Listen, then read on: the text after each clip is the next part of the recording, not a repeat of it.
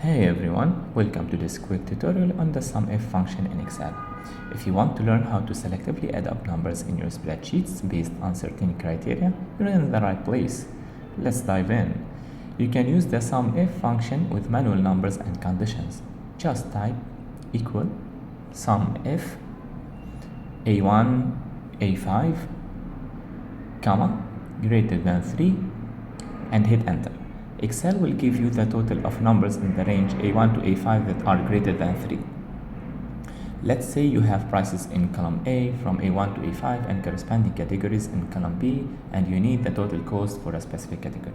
Just type equal SUMIF B1, comma, let's say chocolate, comma, A1.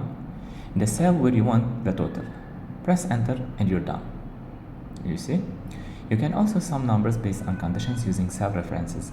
For example, to add up numbers in range A1 to A5 based on a condition specified in cell D1, just type equal SUMIF A1, comma, greater than and D1, and press enter. Simple, right? And there you have it. The SUMIF function in Excel makes selectively adding numbers based on conditions a breeze. If you found this helpful, give it a thumbs up and subscribe for more quick Excel tips. Thanks for watching and enjoy your day.